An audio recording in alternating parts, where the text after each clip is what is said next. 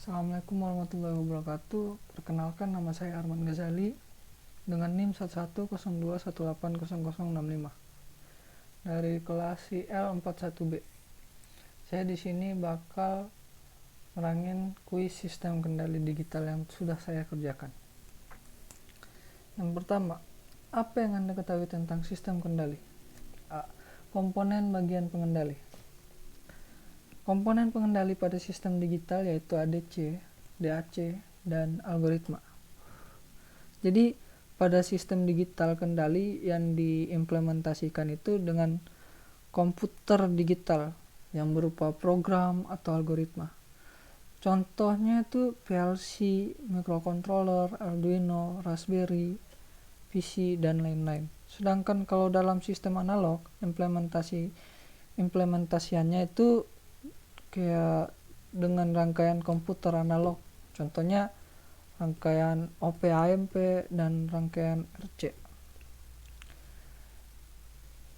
Kelebihan dibanding sistem kendali analog.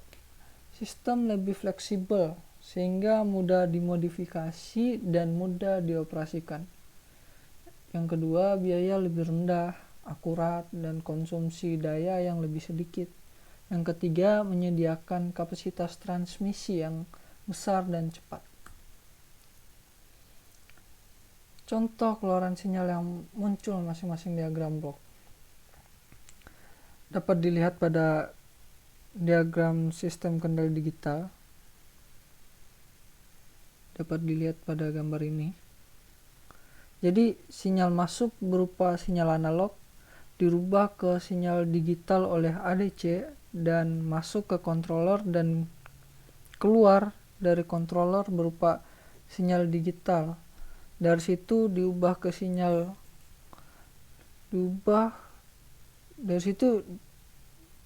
sinyal analog lagi oleh DAC dan kemudian diteruskan gitu. Yang kedua, mengapa perlu mengetahui analisa pada sistem diskrit? Sistem diskrit dinyatakan dengan 3 cara: transformasi Z, persamaan diferensial,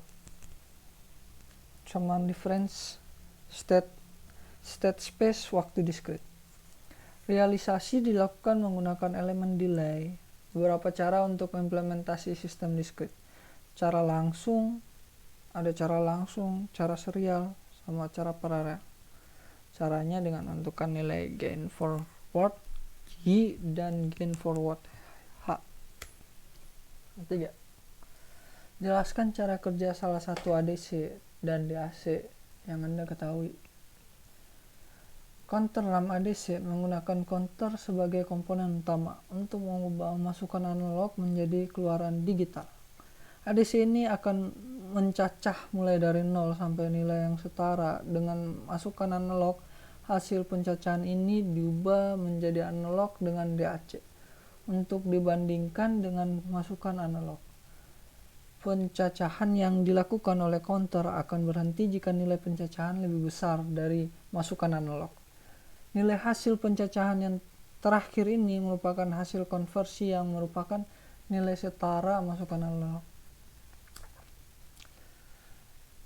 Dapat dilihat pada blok diagram counter RAM ADC pada gambar ini.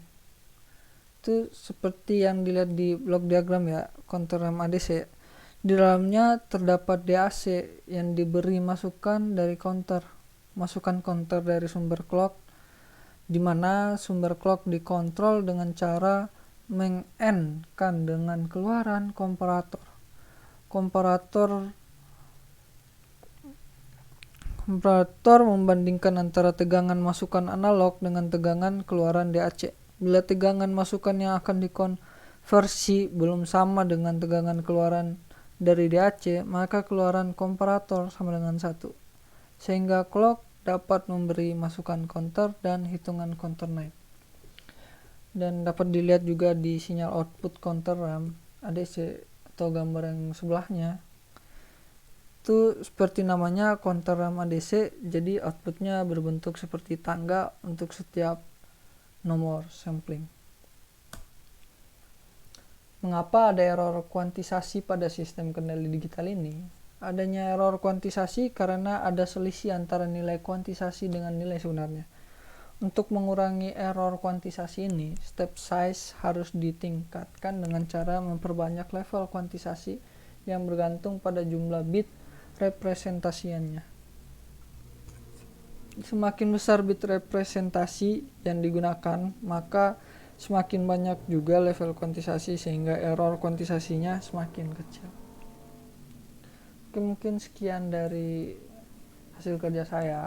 Lebih dan kurangnya mohon maaf. Assalamualaikum warahmatullahi wabarakatuh.